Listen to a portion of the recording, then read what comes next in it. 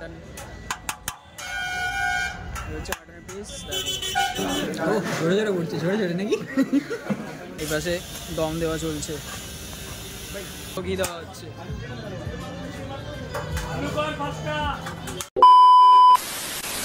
Social মিডিয়াতে এত controversy চলার পর আমরা গত রবিবার 5 জনে পৌঁছে গিয়েছিলাম ব্যারাকপুর বিরিয়ানির সন্ধানে।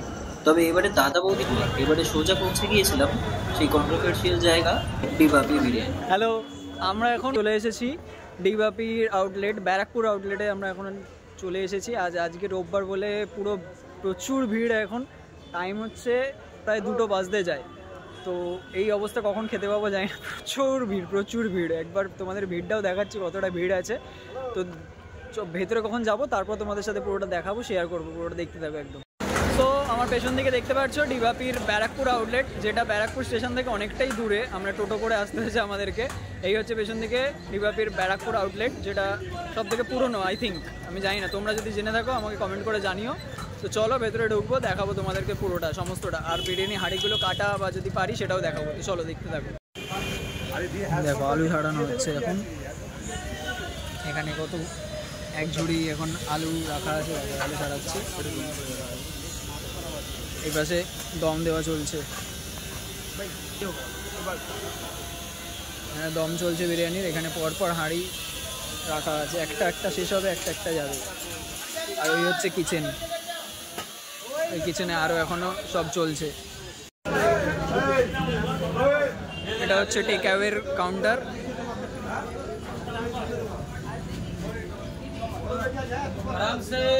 এটা মাটন, এদিকে চিকেনের হাঁড়ি, এটা মাটনের হাঁড়ি। এখানে এগুলো টেক অ্যাওয়ের কাউন্টার।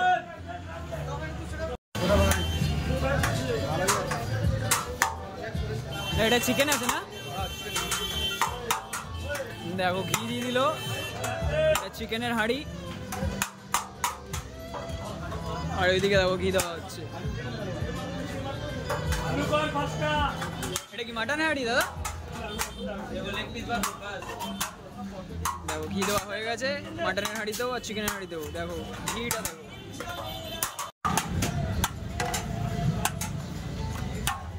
দেখো বিরিয়ানি যাচ্ছে এখন। মাটন হচ্ছে মাটনের পিস, সুন্দর বিরিয়ানি যাচ্ছে। দেখো বিরিয়ানি খাওয়ার লাইন দেখো, এই হচ্ছে বিরিয়ানি খাওয়ার লাইন। আমরা এখন ওপরে। এই হচ্ছে ডিবাপি বিরিয়ানির সিগনেচার লোগো। 2006 হবে, এটা 206 লেখা।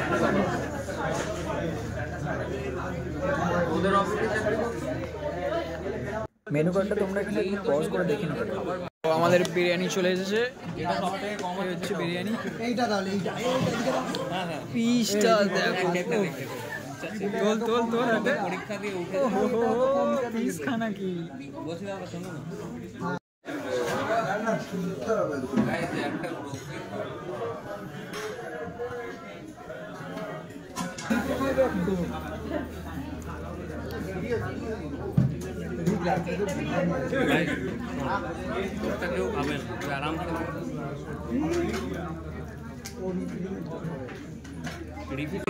দেখো। এই হচ্ছে 1 প্লেট বিরিয়ানি, মাটন বিরিয়ানি। মাটনের পিসটা দিয়েছে দেখো, এদের এটার জন্যই মাটনের পিসটা দিয়েছে দেখো।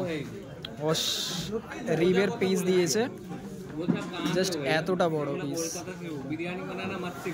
এতটা বড় পিস দিয়েছে। আর এখানে একটা কাবদা আলু দিয়েছে। আলুটা সেরকমই নরম, সেরকম গরম। কেমন? ব্যাঙ্গালোরের বাসিন্দা, কেমন লাগছে? স্যার আপনার? এদের অলরেডি খাওয়া শুরু হয়ে গেছে। চলো খাওয়া যাক।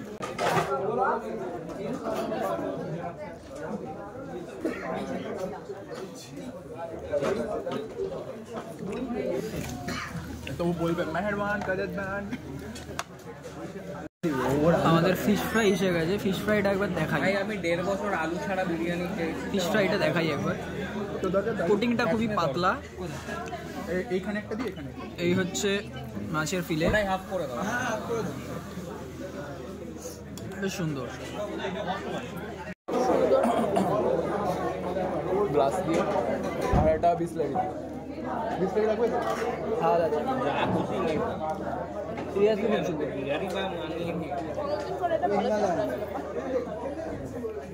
দুর্দান্ত। ও ঝরে ঝরে পড়ছে, ঝরে ঝরে নাকি উল্লাস। ও ও আমরা খেয়ে বেরিয়ে গেছি, তারপরে বেরিয়ে এসে দেখি এই লাইনের এই অবস্থা। বাহ, নাইস। তো সুন্দর একটা বিরিয়ানি খেলাম, এক্সপিরিয়েন্সটা খুবই ভালো।